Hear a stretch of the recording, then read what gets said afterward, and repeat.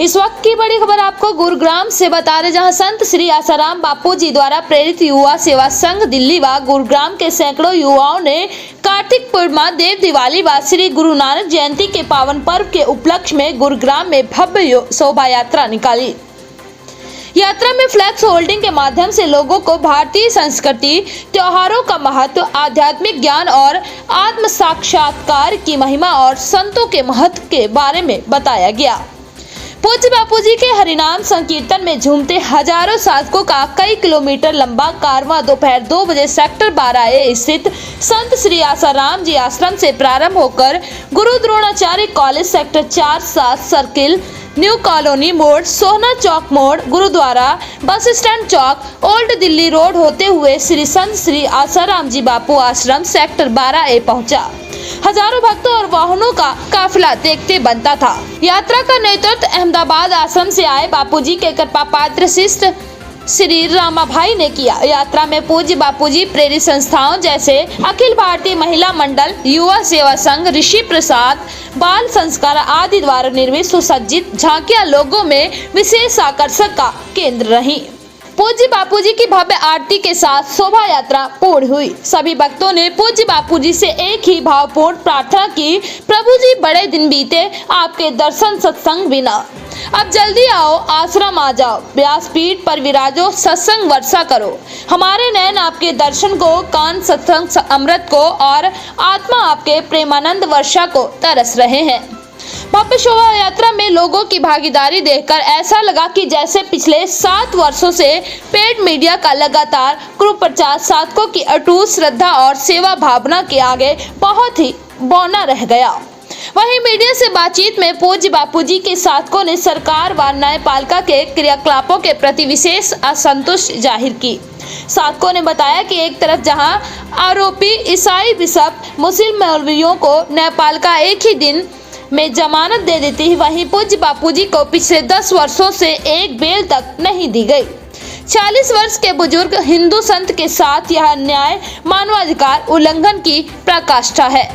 वहीं सजायाफ्ता राम रहीम को पिछले 4 वर्षों से 20 से अधिक बार पैरोल व फरलो दिया जा चुका है, पर बापूजी के साथ राजनैतिक षड्यंत्र कर उनसे ये न्यायिक अधिकार भी छीना जा रहा है और सर्वोच्च न्यायालय मौन है।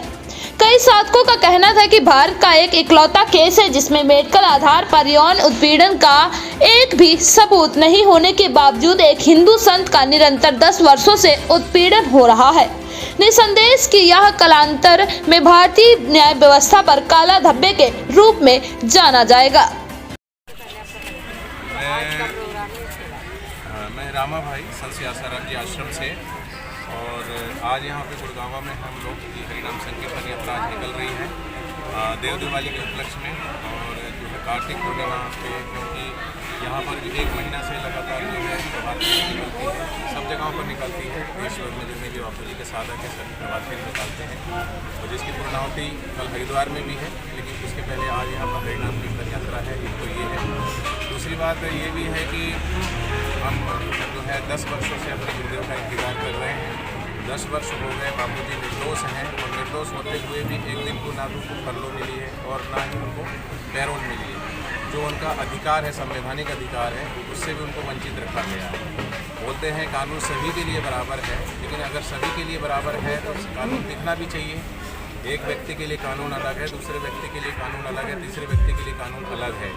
अभी परसों के दिन ही शायद, मुझे डेट कंफर्म नहीं है, राम रहीम जी को पैरोल मिली।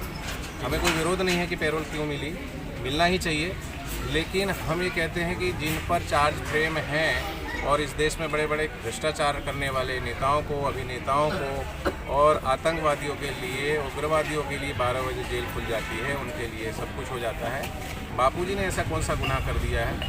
कोई एविडेंस नहीं है, सिर्फ पोक्सो एक्ट का आधार बना करके षड्यंत्र के तहत बापूजी के दैवी कार्यों और सेवा कार्यों को बाधित करने के लिए जो षड्यंत्र हुआ है। तो हमारी मांग है आज यात्रा के माध्यम से भी, आप सबके चैनल के माध्यम से भी, कानून से भी हमारा अनुरोध है, न्याय व्यवस्था से, कि बापू जी की जो है एज 86 ईयर्स ओल्ड, मतलब 86-87 वर्ष के बापू जी हैं, और उनका स्वास्थ्य भी कई बार जो हो जाता है, जैसे कोरोना हो गया था और हीमोग्लोबिन 3.7 था, आप समझ सकते हैं। इसके बावजूद भी बापू जी को पैरल नहीं दी जाती है एक दिन के लिए। ये सोचना चाहिए। बापू जी देश के लिए, राष्ट्र के लिए जो देविकारी सेवा कार्य कर रहे हैं, वो समाज और देश सब जानता है। 5 मिनट में फोन कर, बच्चों के लिए, छोटे छोटे बच्चों के लिए बापू जी ने क्या 5 मिनट में फोन कर रहा हूँ। ये युवा सेवा संघ के लोग हैं, ऐसे ये 20,000 युवा सेवा संघ देश भर में, जो कहीं भी किसी भी प्रकार की जरूरत हो, चाहे आपदा हो, बाढ़ क्षेत्र हो, कोई हो, वहाँ जाकर के सेवा करते हैं। गौ माता के लिए सैकड़ों जो है गौशालाएं खुलवाई, छोटे छोटे बच्चों। मैं आ रहा हूँ, बाजार में आ रहा हूँ, 10 मिनट में आ रहा हूँ। ये लाड में काले की शिक्षा पद्धति जो कि यहाँ अंग्रेजी है, और धीरे धीरे जो है ये षड्यंत्र पहले इंटरव्यू लूँगा ना, का था वो सफल भी हो गया। हाँ, 5 मिनट बाद कॉल कर रहा हूँ, अपने बच्चों इंटरव्यू ले रहा को हूँ। स्कूल में ही पढ़ा रहे हैं। हिंदी को जो है उन्होंने देखा कि बड़ी छोटी और नीची भाषा। मेरा नाम सुनील कुंजा है। मैं दिल्ली युवा सेवा संघ का अध्यक्ष हूँ। ये जो यात्रा निकल रही है, ये संत श्री आसाराम जी के शिष्यों द्वारा कार्तिक पूर्णिमा के पावन अवसर पर संकीर्तन यात्रा निकाली जा रही है। आज हजारों लोग यहाँ इकट्ठा हुए हैं, सब झूमते हुए, भक्ति गाय करते हुए, सत साहित्य बांटते हुए, भगवान नाम का कीर्तन करते हुए सब पूरे गुड़गांव में घूमेंगे। सबको दिखाएंगे कि हिंदू धर्म के लिए सब लोग आगे आएँ। जो संत श्री आसाराम जी बापू को झूठे केसों में जो फंसाया गया है, उसके लिए सब आवाज़ उठाएं। और यहाँ हजारों लोग इकट्ठा हुए हैं, संकीर्तन यात्रा निकालते हुए, लोगों को जगाते हुए हम वापस यहीं आकर के यात्रा समाप्त करेंगे।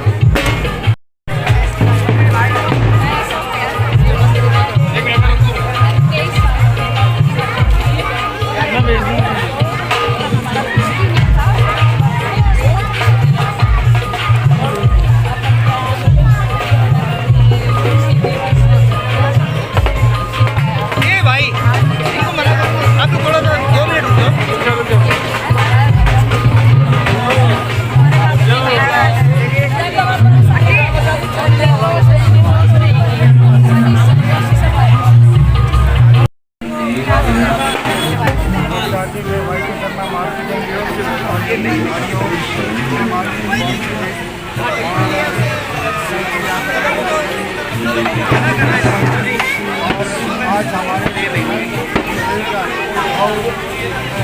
यात्रा निकल रही है, इसमें देश में और देश के लोगों को और देश की सरकार को समझना चाहिए कि संत श्री आसाराम जी होते हुए भी आज इतने देव कार्य हो रहे हैं, उनको सरकार को समझना चाहिए और शांत रिहा करना चाहिए। आज ये यात्रा कहाँ से कहाँ निकल रही है? आज ये यात्रा कहाँ से कहाँ तक निकली? कलश यात्रा 12 सेक्टर मार्केट, 12 सेक्टर संत श्री आसाराम जी आश्रम द्वारा यहाँ पर सत्संग यात्रा निकल रही है, और ये गुड़गांव के सभी एरिया से निकलकर वापस समापन होगा।